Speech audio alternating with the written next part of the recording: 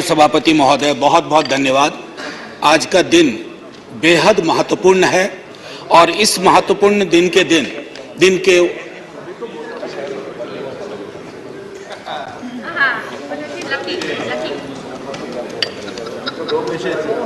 नहीं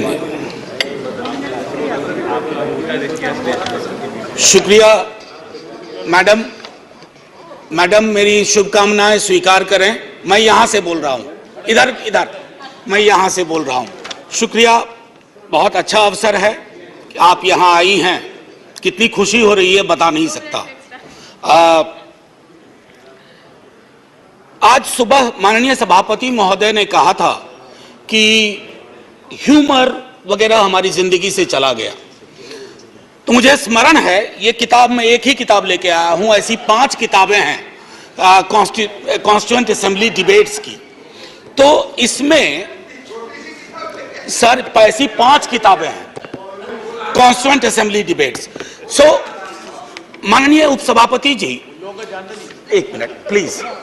माननीय उपसभापति जी, 75 कैसे बनाया जा रहा है मेरी समझ में नहीं आ रहा है, क्योंकि अगर हम कॉन्स्टिट्यूएंट असेंबली से 75 जोड़े तो 2021 में पूरा होता है, अगर आजादी से जोड़े तो 2022 में पूरा होता है, और अगर पहली लोकसभा से जोड़े तो वो 2027 में पूरा होता है। तो ये 75 की गणना कहां हुई, किस ज्योतिषी ने की, मुझे नहीं पता। मेरे हिसाब से 75 नहीं है, लेकिन 75 वाली फील में अपनी बात रखूंगा। हां, तो माननीय उपसभापति जी, हुआ यूं कि सरोजिनी नायडू जी को बुलाया गया बोलने के लिए संभवतः 11 दिसंबर 1946 को। कम लोगों को यहां पता होगा कि सरोजिनी नायडू जी बिहार से चुनकर संविधान सभा में आई थी। तो उनको चेयरमैन साहब ने कहा कि अब बुलबुले हिंद, नाइटिंगेल ऑफ इंडिया आएंगी, लेकिन कविता में अपनी बात कहेंगी, प्रोज में नहीं कहेंगी। उन्हें थोड़ा बुरा लगा, मजाक में ही सही। उन्होंने कहा कि आपका अब ये व्यवहार, आपका ये कहना अनकॉन्स्टिट्यूशनल है। तो उन्होंने कहा नहीं, फिर भी सुनाना होगा। तो उन्होंने एक चीज सुनाई जो मैं पेशे नजर कर रहा हूं माननीय सभापति जी को। सुबह बड़ी बेसब्री से वो कह रहे थे कि ह्यूमर चला गया, तो उन्होंने सुनाया कि बुलबुल को गुल मुबारक, गुल को चमन मुबारक, रंगीन तबीयतों को रंगे सुखन मुबारक। तो ये मैं ये बता रहा हूं कि ये हमारा ध्येय था। अब सुबह चर्चा की, हमारे लीडर ऑफ द हाउस ने बड़ी खूबसूरत चर्चा की और जिक्र किया सर्वपल्ली राधाकृष्णन का। यहां ठीक सामने सर्वपल्ली राधाकृष्णन। उन्होंने एक बात कही थी और मैं वो श्लोक पढ़ना चाहता हूं। मृदुना दारुणं हंति मृदुना हंत्य दारुणम, मृदुना दारुण हंति मृदुना हंत्य दारुणम, ना साध्यं मृदुना किंचित तस्मात् तीव्रतरं मृदु। इसका आशय यह है माननीय सभापति, उपसभापति जी, कि अग्रेशन से, अग्रेसिव बिहेवियर से आप चीजें हासिल नहीं कर सकते। इस देश में मेरे विद्वान साथियों ने उधर से उपलब्धियां गिनाई, हमारे कुछ विद्वान साथियों ने यहां से कमियां गिनाई। मैं दोनों के बीच में चुनौतियां गिनाना चाहता हूं। चुनौतियों की वजह से आज हम यहां हैं, और सिर्फ हम ही नहीं हैं, 140 करोड़ लोगों का यह भवन है, चाहे नया वाला हो या पुराना वाला हो। तो आज के दिन ये मेरी ओर से एक विदाई भाषण भी है, अपने दल की ओर से, इस इमारत को, जिस इमारत में हिंदुस्तान की तकदीर लिखी गई संविधान सभा के माध्यम से, और वो तकदीर लिखने वाले संकीर्ण दायरों में नहीं सोचते थे। मैं उस पर आऊंगा थोड़ा 2 मिनट के बाद। माननीय सभापति जी, बहुत चर्चा होती है। 47 में बंटवारा हुआ था इस देश का।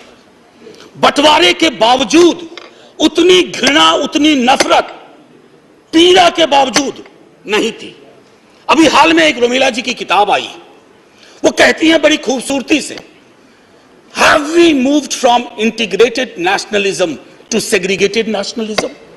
क्या हम एकीकृत राष्ट्रवाद से एक विभाजित, विखंडित राष्ट्रवाद की ओर बढ़ रहे हैं? क्योंकि यह इमारत, इसकी बुनियाद मेलजोल पे है। इसकी बुनियाद में बंटवारे के बावजूद बंटवारा नहीं हुआ। तो मैं हाथ जोड़ के विनती करूंगा, सरकार जरूर बनाइए, अगला चुनाव भी लड़ेंगे, खूब दिल से लड़ेंगे। इंडिया भी रहेगा, भारत भी रहेगा, कोई में से एक चॉइस नहीं है, क्योंकि हमको इंडिया भारत करके जम्बू द्वीप तक नहीं जाना है। मैं सिर्फ इतना कहूंगा कि वो जो मेलजोल की सीमेंट है उसका खात्मा हो रहा है, उसको बचाइए। माननीय सभापति जी, मैं दो व्यक्तियों के मध्य में अपनी कुछ बात रखना चाहता हूं।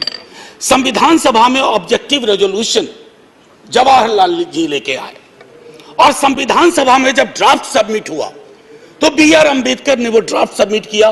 तो मैं सिर्फ कहता हूं, ऑब्जेक्टिव रेजोल्यूशन में बहुत सारी बातें थी, ये प्रस्तावना के बारे में, सॉवरेन डेमोक्रेटिक रिपब्लिक के बारे में काफी कुछ बोल चुके हैं, सॉवरेनिटी गिरवी ना चली जाए, मौलिक अधिकारों के बारे में।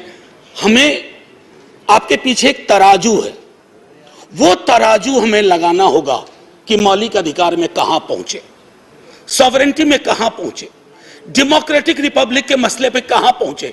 High flying words don't cover up our failures, let's not look for that. और एक मसला आया, उन्होंने एक जिक्र किया ओथ ऑफ टेनिस कोर्ट।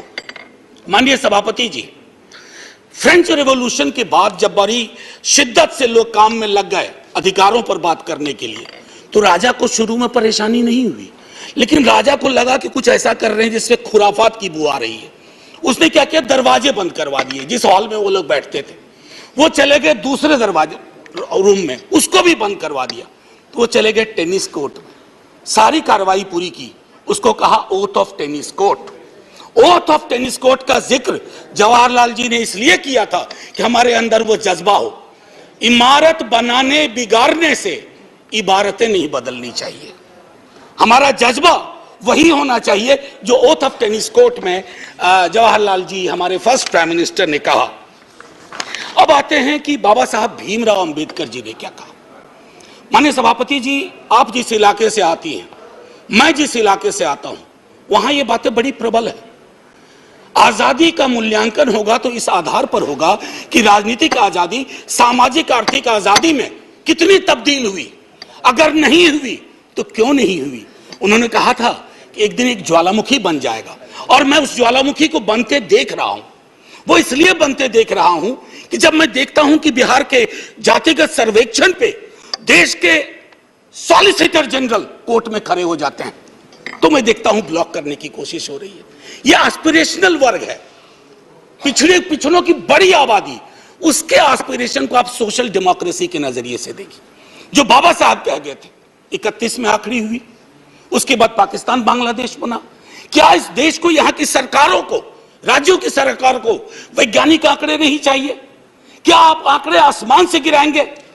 मैं समझता हूं आज के दिन यह भी हमें सुनिश्चित करना होगा कि हम इन आंकड़ों को लाएं, उसके आधार पर अपनी नीतियां तय करें। एक माननीय सभापति जी, अंबेडकर साहब दो और चीज कह के गए, प्रिवेंटिंग टिरनी ऑफ मेजॉरिटी। मैं बार बार इस सदन में कह चुका हूं कि मेजॉरिटी बेहद आवश्यक चीज है, मेजॉरिटी के बिना सरकार नहीं चलती है, लेकिन मेजॉरिटी और मेजॉरिटेरियनिज्म में फर्क है। यह फर्क अगर हमारी सरकार भूल जाती है तो बहुत बड़ी पीड़ा होती है। जब मेरे मित्र ने कहा, मैं अक्सर देखता हूं हम जैसे लोग छोटी आलोचना भी करते हैं, छोटी मोटी आलोचना जो कभी व्यक्तिगत नहीं होती है। आप कहते हो कि पाकिस्तान चले जाओ, अरे कभी देखा भी हो कितनी जगह है वहां का भूगोल क्या है, इतने लोग नहीं अट पाएंगे। मान लीजिए कि 65% लोगों ने आपको पिछली बार वोट नहीं किया, सबको पाकिस्तान भेज दोगे? ऐसी कोई व्यवस्था होती है? यहीं मेलजुल से रहना है, यहीं मिलकर रहना है। और ये सारी चीजें मैं नहीं कह रहा हूं, खुद अंबेडकर साहब कह के गए थे। मैडम, आपकी तरफ से मैं एक और चीज, एक दो छोटी चीज कह करके, इस देश की एक बड़ी आबादी, सभापति महोदया, मैं आपका सभापति महोदया अभी बिल मत 2 मिनट लूंगा, ज्यादा नहीं, आज पहली बार हैं, इतने नजरिए इनाज कर दीजिए। मैं सिर्फ इतना कहना चाहूंगा कि बेरोजगारी को लेकर के हमारा दृष्टिकोण साफ होना चाहिए। सरकार में आप हो, हम हो, बेरोजगारी हम सबकी पॉलिटिक्स खत्म कर देगा। राइट टू एम्प्लॉयमेंट के लिए हम क्या सोच रहे हैं, और इस देश की एक बड़ी आबादी से देशभक्ति का जो प्रमाण पत्र हम मांगते हैं ना मैडम, वो कहीं चलेगा नहीं। मैं आखिरी चीज कह करके एक सुनाना चाहता था। मैं इसलिए कहता हूं, वो एक घर में 5 सदस्य हैं, उसमें हर पांचवा सदस्य उस आबादी का है। अगर उस घर में उस पांचवें सदस्य को आप एलिनेट करेंगे, दूर करेंगे, घर कभी महफूज नहीं रह सकता। और आखिरी में मैं साहिर को जाता हूं और वहीं खत्म कर दूंगा, आपको घंटी बजाने की जरूरत नहीं पड़ती। आओ कि आज गौर करें इस सवाल पर, देखे थे हमने वो हंसी ख्वाब क्या हुए। दौलत बढ़ी तो मुल्क में अफलास क्यों बढ़ा, खुशहाली आवाम के असबाब क्या हुए। जो अपने साथ साथ चले कुएदार तक, वो दोस्त वो रफीक वो अहबाब क्या हुए। क्या मोल लग रहा है शहीदों के खून का, क्या मोल लग रहा है शहीदों के खून का, मरते थे जिन पे हम वो सजाए याब क्या हुए। बेकस बरहनगी को कफन तक नहीं नसीब, वो बादा आए अतलसों के मुखाब क्या हुए। जमहूरियत नवाज बशर दोस्त अमन ख्वाह, खुद को जो खुद दिए थे वो अलकाब क्या हुए। मजहब का रोग आज भी क्यों लाइलाज है, मजहब का रोग आज भी क्यों लाइलाज है, वो नुस्खा हाय नादिर नायाब क्या हुए। हर कूचा शोला जा रहे हर शहर कत्लगाह, यकजहतिया हयात के आदाब क्या हुए। सहराए तीरगी में भटकती है जिंदगी, उभरे थे जो उफक पे वो माताब क्या हुए। मुजरिम हूं अगर मैं तो गुनहगार तुम भी हो, मुजरिम हूं अगर मैं तो गुनहगार तुम भी हो। ए रहबराने कौम खताकार तुम भी हो। जय हिंद ma'am, and salute to all the freedom fighters. संविधान सभा के उन तमाम लोगों को, और मैं चाहूंगा कि सेंगोल के बगल में एक बड़ी आकृति में इनकी तस्वीरें वहां लगाई जाएं और हमें प्रेरणा देते रहें। जय हिंद। धन्यवाद। श्री वीरेंद्र